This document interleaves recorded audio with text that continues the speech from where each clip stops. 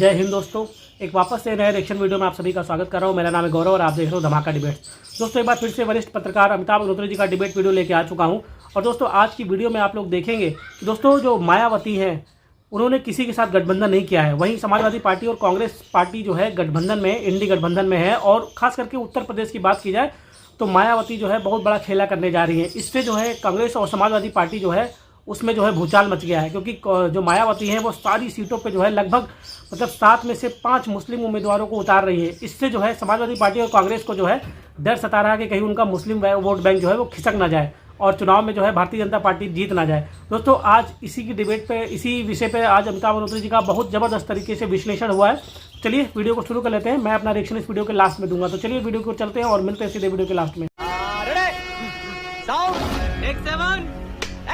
प्रेम नारायण जी, गाड़ी फंस गई ट्रैफिक में, नहीं फंस गई। हम 14 देख चुके हैं, इसलिए हम तो उतनी बात कर रहे हैं जो आंखों से देखी। किताब में क्या लिखा मैं नहीं जाता। बड़े बड़े सूरमा ध्वस्त हो गए सिर्फ इसीलिए कि बहन जी ने कहा हमें 0 मंजूर, तुम्हारा कुर्ता फाड़ देंगे, और फाड़ दिया। प्रेम नारायण जी नहीं, अब चौचों का कुर्ता फाड़ दिया। हमारी आवाज आ रही है? देखिए, सबसे पहले तो अभी आपने कहा कि बहन जी अब केवल एक चीज पर चल रही है कि हम तो डूबेंगे सनम, तो मैं भी ले डूबेंगे। इस चीज को पूरा प्रदेश की आवाम देख रही है, समझ रही है और महसूस कर रही है। बात आती है मुस्लिम समुदाय के ऊपर, तो मुझे ये लगता है कि उत्तर प्रदेश के अकेले की बात करें आप या पूरे देश की बात करें, मुस्लिम समुदाय पूरी तरह से यूनिक और एकजुट होकर के वोट करने का प्रयास करता है। और उस मुस्लिम समुदाय ने बहुत अच्छे से देखा कि जिस समय नए नवेले जो हमारा संसद भवन बना और उसमें भारतीय जनता पार्टी के सांसद महोदय ने जब बहुजन समाज पार्टी के मुस्लिम सांसद को पता नहीं क्या क्या कहा, वो शब्द तो मैं आपके सम्मानित चैनल पर वो शब्दों का उपयोग करना भी मुझे लगता है ठीक नहीं है, और उसको पूरे देश ने देखा, तो उसके बाद अब बहन जी कुछ भी करें, किसी को कुछ भी कहें, ये लोगों को समझ में आ रहा है ना। इससे मुस्लिम मतदाता बहकने वाला है और ना बहन जी कुछ उनको अपने शीशे में ढाल पाने वाली है। हाँ, ये बात हम मान रहे हैं जो आप कह रहे हैं, इसमें कतई गुरेज नहीं किया जा सकता, क्योंकि बहन जी ने फैसला कर लिया है हमें सरकार ना बनानी है और ना हमें सरकार का हिस्सा बनना है, हमें तो दूसरे को बनने नहीं देना है। इस चीज को प्रेम नारायण जी की पार्टी, ठीक है, प्रेम नारायण जी की बात करो, प्रेम नारायण जी की पार्टी भी इल्यूजन में रहती है, भ्रम में, ठीक। वो कह रहे हैं अब स्थिति बदल गई, जनता सब जान गई। आजमगढ़ में उपचुनाव हो रहा था, जनता नहीं जानती थी, धर्मेंद्र हार गए ना, तब जनता को नहीं पता था। देखिए बात करते हो यार सब लोग, पूरे आप जान गई जनता, अब कोई सब क्लियर हो गया। अरे आजमगढ़ में अभी तो हारे हो, कोई 10-5 साल हो गए क्या?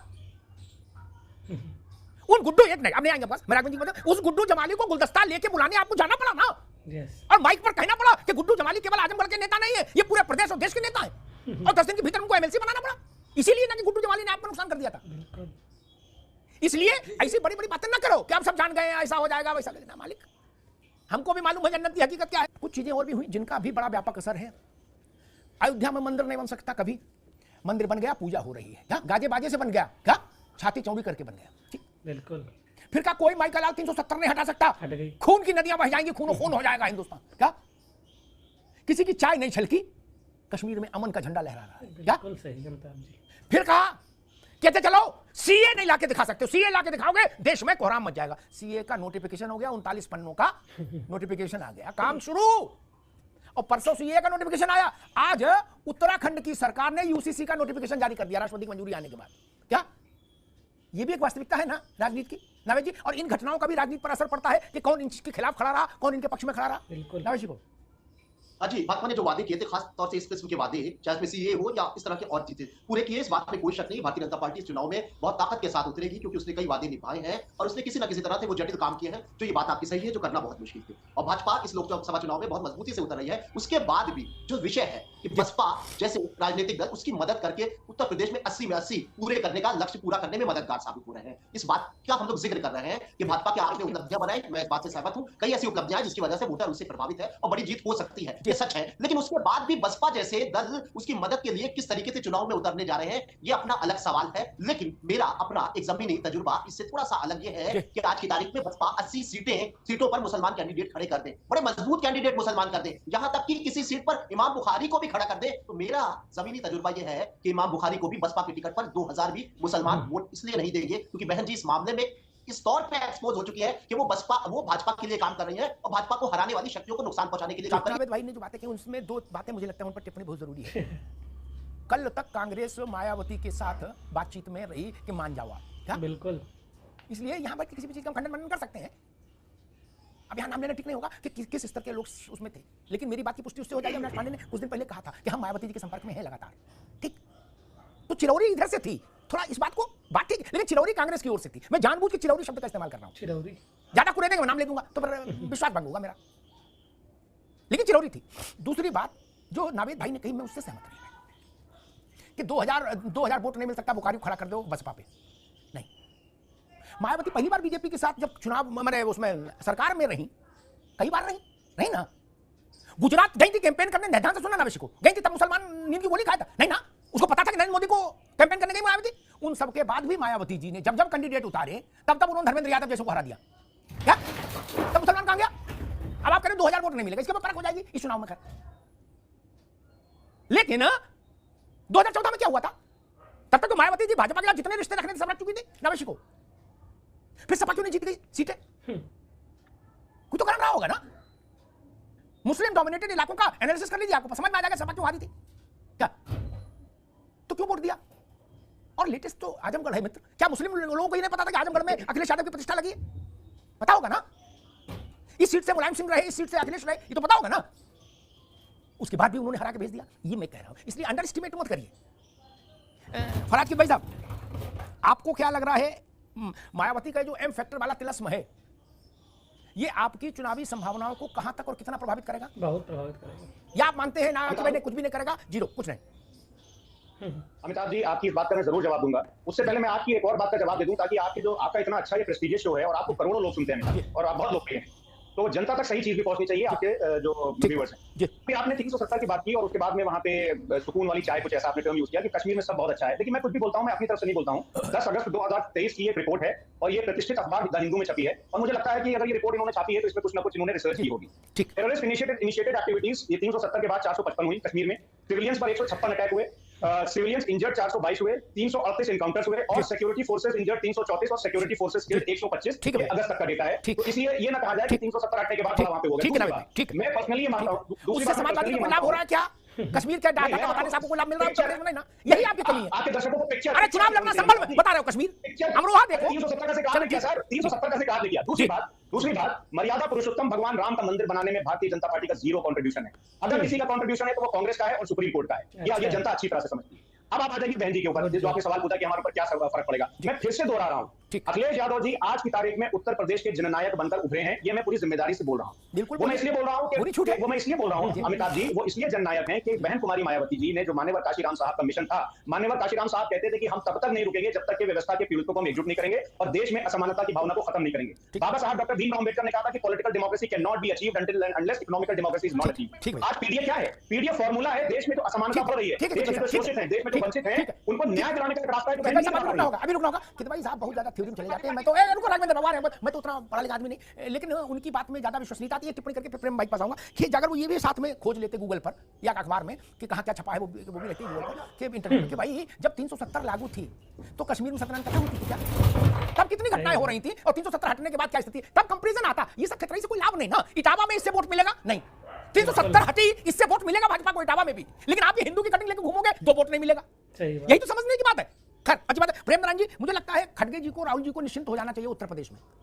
जब आपके सीनियर पार्टनर ने कह दिया कि उत्तर प्रदेश में जननायक है अखिलेश यादव, तय हो गई बात, क्या रजिस्ट्री हो गई, मोहर लग गई, तो फिर क्या चिंता है? 80 आप जीतेंगे। लोकनायक जननायक से कोई लड़वाया है नहीं। और आप आपकी सांस अभी तक अटकी है। अमेठी रायबरेली में भी सीएम माइक को चश्मा लगा के देख रहे हो कि किसी लड़ाई गुरु बवाल ना हो जाए। क्या जब कांग्रेस सपा ने कह दिया कि जननायक है हम, डोंट वरी, आओ मेरे पीछे, तो फिर क्या है? फिर तो बम बम करो। प्रेम नारायण जी, अमिताभ जी बहुत अच्छी बात कहते हो आप जी। 370 पे आपको टिप्पणी इसलिए नहीं करना, फराज भाई ने कर दिया।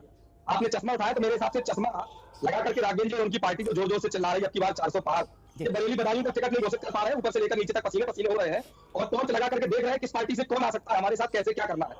कारण क्या है, क्या हुआ अमिताभ जी, जब कल इसका चारों तरफ मतलब बोलबाला हो गया, कल उसको लगा मैं ही बचा हूं। अजय कपूर क्यों चले गए? एक मिनट, कांग्रेस के कुछ उत्तर प्रदेश के चुनाव जीतने वाले कुछ मुट्ठी भर लोगों में अजय कपूर एक है। नावेद मेरी बात से सहमत होंगे क्या? राहुल गांधी भी हारते हैं चुनाव, लेकिन कुछ 2-4 जो होंगे यूपी में, इससे ज्यादा क्या होंगे, उनमें अजय एक है। क्या वो क्यों छोड़ गया कांग्रेस? अजय कपूर बताएंगे हम जब आपके साथ जननायक है, लोकनायक है। देखिए अमिताभ जी बहुत सीधी सी बात है। जो मेहनत का आदमी होता है, जो वफादार आदमी होता है ना, उसका एक काम रहता है, अगर आपने किसी के जीवन में कोई सहयोग समर्पण किया, समर्थन किया है, तो फिर वो व्यक्ति नहीं भागता है। हम मानते हैं कि कांग्रेस का समय अगर गलत चला उस दौर में आपके माता पिता ने आपको जन्म दिया, वृद्धावस्था में वो बीमार हो जाओ, आप छोड़ के विदेश शिफ्ट हो जाओ, मुझे नहीं लगता। ठीक है प्रेम नायक भाई, ठीक मैंने अपनी बात कंप्लीट नहीं करी, मैं जवाब पे आ रहा हूँ। ये किसकी बात हो गई? तो जो मैं वो कह रहा ना कि जब कल इसको लग गया कि कोई हमारे सामने नहीं लग रहा है, तो फिर बताया गया कि भाई किस्मत बलराम आ रहे हैं, मतलब उन्होंने कहा क्या करेंगे ये बच्चे, कोई कुछ नहीं कर सकता। तो उनको नहीं दिख रहा था। आपको बताऊं अमिताभ जी, मुझे शायद संज्ञान में है कि आप चर्चा कर चुके हैं, इनको लग रहा है जो चारों तरफ ऑरेंज बेल्ट है ना, वो आप एक छोटी सी एक बात भी दे रहा हूं आपको, उत्तर प्रदेश में सबसे पीड़ित लोगों में आते हैं प्रेरक जैसे लोग। 30 माह काम कराने के बाद भारतीय जनता पार्टी ने उनका भुगतान नहीं किया, उनको मजदूर बना के बैठे हैं, और वो उद्योगपति नहीं है जो चले जाएंगे, तो क्या वो फिर भी कमल खिलाएंगे? ठीक है प्रेम नायक भाई, आपने अभी बना करके लोगों को अभी रुकना होगा, पगोड़ा सेंटर बनाने की तैयार कर दिया, वो कर लेंगे सर। ठीक, अभी रुक जा। मुझे याद है अखिलेश जी की सरकार थी, नावेद बाबू ना, और अखिलेश यादव और अजय कपूर के बीच में बड़ा अच्छा रिश्ता था व्यक्तिगत। क्या अखिलेश यादव ने कहा कि यार आप सपा में आ जाओ, सपा चुनाव लड़ो। क्या सरकार थी, अजय कपूर मना कराए थे, बोले ना। क्या ये इस बात का मैं साक्षी हूं, इसलिए इसी हर बात को इतना भी उसको थेतर मत कर दो। क्या तब सरकार थी और वो कारोबारी भी है अजय, अगर जाना होता तो तब नहीं चले गए होते। ये मत मानना कि हमारे पास अब कम सामान बचा, ये कभी मत मानना। कहना हमारे पास लोकनायक, ये कहीं लोकनायक, आपको हमारे पास जननायक, हो गया काम। मई में पता लग जाएगा कहां लोकनायक है कहां जननायक है। अरे कहीं तो समझो कि अजय कपूर इस आदमी क्यों चला गया? वो 5 किलो राशन लेने वाले आदमी है क्या अजय? आप ही उनको राष्ट्रीय नेशनल सेक्रेटरी बना के बैठाए थे ना। अरे तो पार्टी ने, कांग्रेस पार्टी ने तो राष्ट्रीय सचिव क्या बहुत कुछ दिया हमको। तो ठीक, अब जाइए। यहां ही कांग्रेस में अभी तक ये धारा नहीं समझ पाए, जब आपके अच्छे हार गए नावेद, क्या खुद राहुल गांधी हार गए, उस वक्त भी अजय जीतने वाले लोगों में रहे हैं कांग्रेस के। वो बता रहे कांग्रेस ने बनाया अजय कपूर को। कांग्रेस का यही जो मेंटालिटी ना फ्यूडल वाली, इसे से लोग कांग्रेस को छोड़ देते हैं, वरना सरकार को सरकार होती, अखिलेश यादव को सरकार में छोड़ देते हैं। कोई पार्टी होती है मुख्यमंत्री बनाती, क्या अभी हम साहब जी क्या बात करते हैं? ठीक, अभी रुकना होगा। कांग्रेस अगर मैं कांग्रेस की इसी तरफ को मान लूं, ठीक है प्रेम नायक, आगे बात, तो भी कांग्रेस ने जितने सीएम बनाए उत्तर प्रदेश में, वो सब कांग्रेस को धकिया के चले गए। वो अगर नहीं जिंदा तो उनके परिवार धकिया के चले गए। कुछ तो कमी नहीं होगी है? हर बार ट्रिपल तलाक आप ही को क्यों मिलता है? कोई तो कर रहा होगा यार। खत्म, bye bye, tata, goodbye, गया। तो दोस्तों वीडियो समाप्त हो चुका है, और अगर यहाँ तक आप लोगों ने वीडियो देख लिया है तो आप लोगों से रिक्वेस्ट है कि चैनल को सब्सक्राइब जरूर करें, साथ ही साथ बेल वाले आइकन को प्रेस करके ऑल पे क्लिक करिएगा, जिससे जब भी हमारा वीडियो अपलोड होगा उसकी नोटिफिकेशन आपके पास आ जाएगी। तो दोस्तों आज का वीडियो आप लोग देखा कि किस तरह से समाजवादी पार्टी और कांग्रेस पार्टी में जो है हड़कंप मचा हुआ है। मायावती जो जिस तरह से चुनाव लड़ने जा रही हैं, वो लगभग 90% जो सीटें हैं उन पे मुस्लिम उम्मीदवार उतार रही है। इससे जो है इंडी गठबंधन और के जो है प्रत्याशी हैं उन लोगों को जो है ये डर सता रहा है कि उनका जो मुस्लिम वोट है वो इधर से उधर हो जाएगा, मतलब बट जाएगा। तो बीजेपी को जो है सीधा इससे फ़ायदा होता हुआ दिख रहा है। तो अमिताभ अग्निहोत्री जी ने आज बहुत ज़बरदस्त तरीके से विश्लेषण किया, और जो आजमगढ़ का जो गुड्डू जमाली वाला जो फार्मूला था उसके बारे में भी बहुत सही बताया कि किस तरह से जो है धर्मेंद्र यादव जो इनके परिवार के थे समाजवादी पार्टी के, उनको जो है हार मिल गई थी इन्हीं मायावती के गुड्डू जमाली की प्रत्याशी की वजह से। तो वही फार्मूला एक बार फिर से मायावती जो है लोकसभा चुनाव में करने जा रही हैं, और 100% जो है इससे इंडी गठबंधन को नुकसान होना तय है। इसीलिए ये पार्टियां जो है इस समय मतलब बहुत परेशान नज़र आ रही हैं। और अभी आप लोगों ने देखा किस तरह से इन्होंने, जो समाजवादी पार्टी के नेता हैं वो बोल रहे हैं कि 370 हटा दिया, लेकिन अभी भी वहाँ पे ये हो रहा है। और सरकार जो है, और राम मंदिर के बारे में भी इन्होंने बोला कि राम मंदिर का जो श्रेय है जो कांग्रेस पार्टी को जाता है और सुप्रीम कोर्ट को जाता है ना। हालांकि कांग्रेस पार्टी हमेशा से राम जी के अस्तित्व को नकारती रही, लेकिन फिर भी समाजवादी पार्टी के जो नेता हैं फराज किदवई बोल रहे हैं कि जो इसका श्रेय कांग्रेस पार्टी को जाता है। तो ये लोग जो है अपना खुद ही मजाक बना रहे हैं। और सीए को लेके भी जो है, सीए इनके चुनाव के इनके मतलब हमेशा से एजेंडे में रहा है, और सीए चुनाव से पहले आ गया, इसको लेके भी विपक्षी पार्टियां जो है परेशान नज़र आ रही हैं कि इससे जो है चुनाव से पहले आ गया है, और भारतीय जनता पार्टी जो है इस तरह का ध्रुवीकरण करना चाह रही है, चुनाव में इसका फ़ायदा लेना चाह रही है। तो दोस्तों इस तरह की डिबेट जो है आपको चलती रहेंगी। अभी इंडी गठबंधन का जो हाल होने वाला है वो आपको जो है मई में पता चल जाएगा, कौन जीता कौन हारा, सारा कुछ क्लियर हो जाएगा। तो दोस्तों वीडियो आपको कैसा लगा अमिताभ अग्निहोत्री जी का हमें कमेंट करके बताइएगा। इसी तरह के वीडियो आपको हमारे चैनल पर देखने को मिलते रहेंगे। तो चलिए मिलते हैं आपको किसी और वीडियो में, तब तक के लिए जय श्री राम।